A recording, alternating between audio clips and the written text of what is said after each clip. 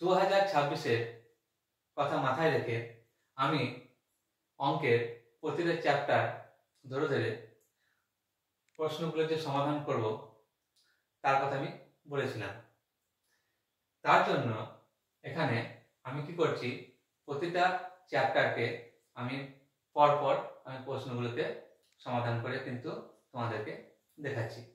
এখানে 41টা দ্বিঘাত সমীকরণের কোষে দেখি 1.5 এর একটা অঙ্ক আমি তোমাদেরকে দেখাচ্ছি। দেখো, ভালো করে দেখবে সবাই। কি বলেছে, বীজদ্বয়ের প্রকৃতি লেখো। এই সমীকরণের বীজদ্বয়ের প্রকৃতি কেমন হবে সেটা লেখো। এখানে দ্বিঘাত সমীকরণের আকারটা কেমন ছিল ভালো করে খেয়াল করো সবাই। দ্বিঘাত সমীকরণের আকারটা ছিল x² + bx + c = 0। এখানে এই সমীকরণের সঙ্গে এই সমীকরণটা তুলনা করো, জাস্ট, আর কিছু না।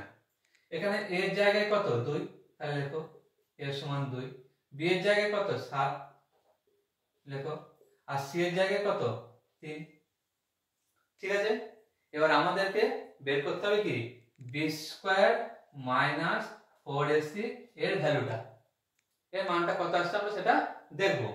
বসাই আগে b এর জায়গায় 7² - 4 * 2 * 3।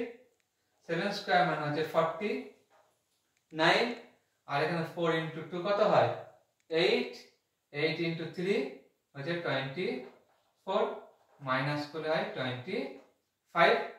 ঠিক আছে, তাহলে কি আসছে আমাদের greater than 0, greater than 0। b² - 4ac মান আসছে আমাদের গ্রেটার দেন 0।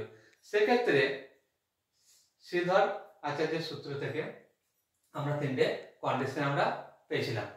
ঠিক আছে, b² - 4ac যদি 0 থেকে বড় হয় সেক্ষেত্রে বীজদ্বয় কি বলেছিলাম, বীজদ্বয় হবে বাস্তব এবং অসমান। বীজদ্বয় বাস্তব এবং অসমান। তাহলে বীজদ্বয়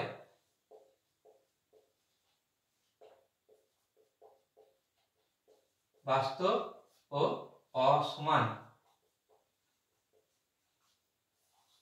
ঠিক আছে, এইটুকু আমাদেরকে দেখাতে হবে, আর কিছু না। ঠিক আছে, আশা করি প্রত্যেকের অঙ্কটা ভালো লেগেছে এবং বুঝতে পেরেছো। অবশ্যই তোমরা তোমাদের মতামত কমেন্ট বক্সে জানাবে।